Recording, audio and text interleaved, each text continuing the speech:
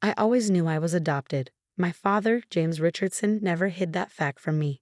What my sister Katherine didn't know was that being adopted wasn't the only secret in our family.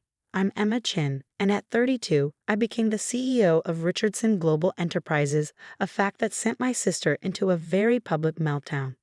But let me start from the beginning.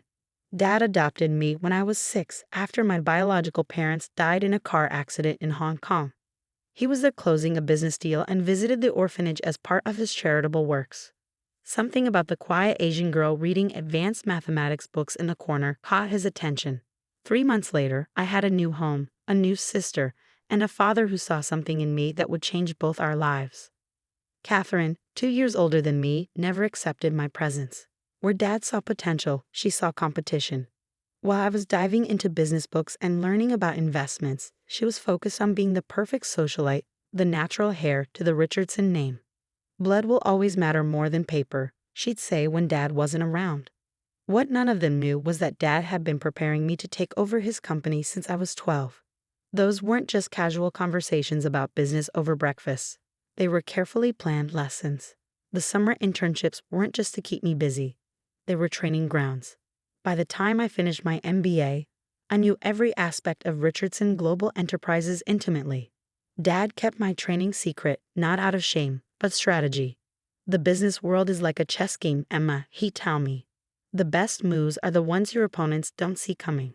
Katherine married Trevor Williams, heir to a banking fortune, in what society pages called the merger of the decade. The fact that Trevor's bank was secretly struggling under bad investments wasn't public knowledge yet. But Dad and I knew. We'd been quietly buying up their debt through shell companies for months. When Dad was diagnosed with pancreatic cancer, he called me to his study one night. "It's time," he said, handing me a thick envelope. "Everything's prepared. Just remember what I taught you. Patience is the deadliest weapon in business." He died 3 weeks later. The funeral was exactly as Katherine wanted it, lavish, public, and designed to emphasize her position as the grieving daughter. I sat quietly in the back, as she'd instructed. "No need to confuse people about your place in the family," she'd said with a cold smile. After the service, during the reception at our family estate, Katherine made her move. She clinked her glass for attention, her black designer dress perfectly coordinating with her crocodile tears. "I want to thank everyone for coming to honor my father," she began, emphasizing the my. Family meant everything to him, and as his only true child, I know he'd want us to be honest today. She turned to me, her smile razor sharp. "Emma, dear, I think it's time we stopped pretending.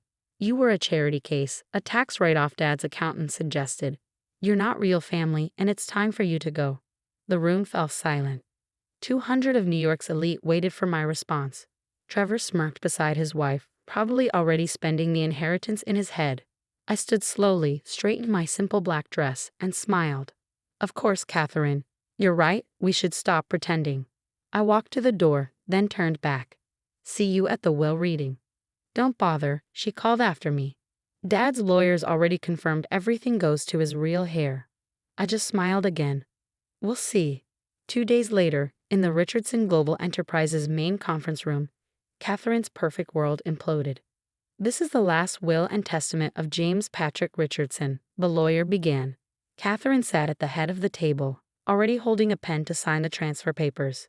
"To my daughter Katherine," the lawyer read, "I leave the following. Your trust fund will continue untouched, providing you the same monthly allowance you currently receive." Katherine's smile faltered. "That's it. Where's the rest?" "To my daughter Emma," the lawyer continued, "I leave controlling interest in Richardson Global Enterprises, all associated companies, properties, and assets, effective immediately." The pen fell from Katherine's hand. "That's impossible. She's not even a Richardson." "Actually, I spoke for the first time. I am. Dad legally changed my name years ago, and I've been serving as the company's shadow CEO for the past 5 years." "No," Katherine whispered.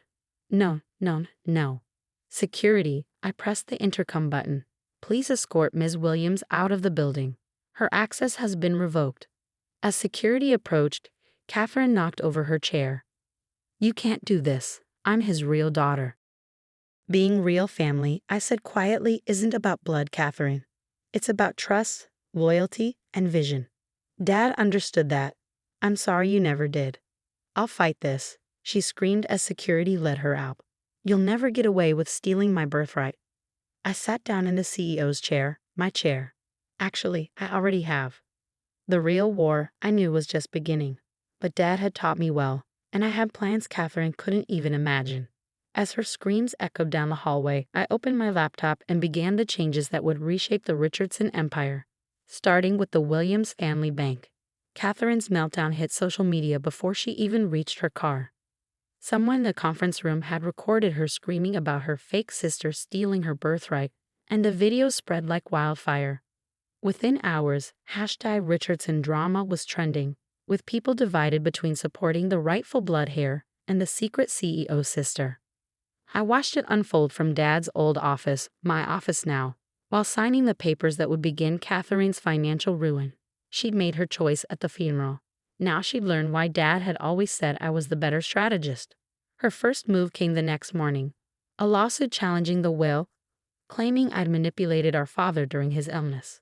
Her lawyers filed emergency papers to freeze the company's assets. I'd been expecting this. In fact, I counted on it. Release the documents, I instructed my legal team.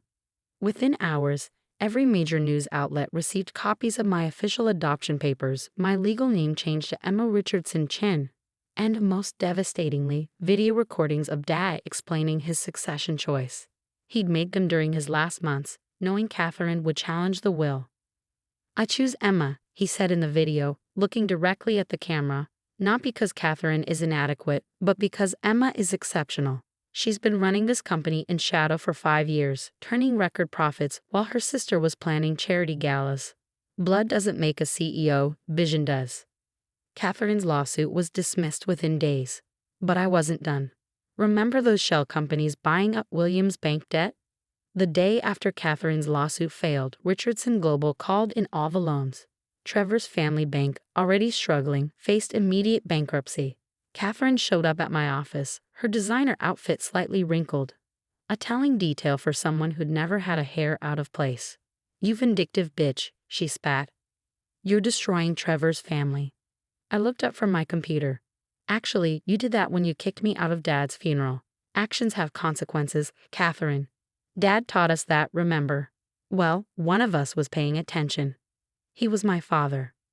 He was our father. But while you were playing society princess, I was learning to run his empire. Did you really think those summer internships were just to keep me busy? That all those breakfast meetings were just casual conversations?" Her face paled. "Those were training sessions. Every single one. Dad knew who he wanted as his successor by the time I was 12. The adoption, the name change, the secret training. It was all part of his plan. You could have been part of it too, if you'd ever shown any interest in anything beyond your trust fund. I'll tell everyone," she threatened, "about how you manipulated him, turned him against his real daughter." "Go ahead," I interrupted, turning my laptop to show her the screen. "These are the records of every transaction from your trust fund for the past 5 years. The private shopping sprees disguised as charity donations. The business meetings that were actually spa days. Oh, and let's not forget the interesting transfers to Trevor's personal account. The ones that started right after you discovered his bank was failing." She sank into a chair. "How did you? I told you. I've been running this company for 5 years. Did you think I wouldn't monitor the trust funds? Dad knew about all of it. He just wanted to see if he'd ever come clean." The next phase of my plan unfolded over the following weeks. As Williams' bank collapsed, Richardson Global swooped in to save it, at the cost of Trevor's family losing control. Katherine and Trevor were forced to sell their mansion, their cars, their vacation homes. Their society friends disappeared as quickly as their wealth. Funny how that happens. But the real twist came during the shareholders' meeting 3 months later. As I presented the company's record profits under my official leadership, Katherine made one last desperate play. She burst into the meeting, waving papers. "I have proof," she screamed. "Proof that she's been manipulating company funds." Security moved to remove her, but I held up my hand. Let her speak. The documents she'd brought were actually plans I'd leaked through a carefully chosen channel, plans showing massive transfers of company funds. What Katherine hadn't realized was that they were records of her own embezzlement, done through proxy accounts she thought were untraceable. These transfers, she announced triumphantly, prove that Emma has been stealing from the company. Interesting, I replied calmly, because those transfers align perfectly with deposits made to these accounts. I projected a new set of documents on the screen. Accounts registered to Katherine Williams and Trevor Williams. The room erupted in chaos. Katherine's face went from triumphant to horrified as she realized she'd just publicly implicated herself in financial fraud. He set me up, she whispered. No, Katherine, you set yourself up. I just made sure everyone could see it. The SEC investigation was brief but thorough. Katherine and Trevor were indicted on multiple counts of financial fraud. Their remaining assets were frozen. The trust fund, their last financial lifeline, was suspended pending criminal investigation. Dad would have appreciated the symmetry. The sister who'd relied on blood ties losing everything to the sister who learned strategy. 1 year later, I sat in my office reviewing the latest acquisition proposals. Richardson Global had doubled in size under my leadership, expanding into new markets while maintaining the ethical business practices Dad had valued. My phone buzzed with a news alert. Katherine had taken a plea deal. 2 years in a minimum security prison, followed by 5 years of probation. Trevor had fled to a non-extradition country, leaving her to face the charges alone. I picked up the photo on my desk. Dad and me at my college graduation, both of us smiling, sharing a secret the world wouldn't understand for years. You were right, Dad, I whispered. Patience is the deadliest weapon. A notification popped up on my screen. Katherine's auction house was selling her remaining possessions to pay legal fees. Among the items, a family photo album listed as Richardson Family Memories. I bought it anonymously and had it delivered to her prison cell with a note. Blood isn't what makes a family. Trust is. You never understood the difference. The media eventually moved on to other scandals, other family dramas. Richardson Global continued to thrive, its adopted CEO becoming known for both business acumen and philanthropic work, particularly supporting adoption agencies and educational programs for orphan children. Every year, on Dad's birthday, I visit his grave alone. I leave 2 things, fresh flowers and a copy of the company's annual report. Last year, I added a 3rd item, a newspaper clipping about Katherine's sentence with a simple note. You taught me well, Dad. The best moves really are the ones they never see coming. Katherine gets out of prison next year. Her trust fund is gone. Her society friends have forgotten her. And her husband is sipping cocktails somewhere without an extradition treaty. Me? I'm in Dad's old office, my office, planning the company's next expansion. There's a new photo on my desk now, next to the graduation picture. Me with a group of business students I mentor. All of them adopted. All of them learning what Dad taught me. That family isn't about blood. It's about choice. And sometimes the family you choose is better than the family you're born into. Just ask Katherine. I'm sure she has plenty of time to think about that now.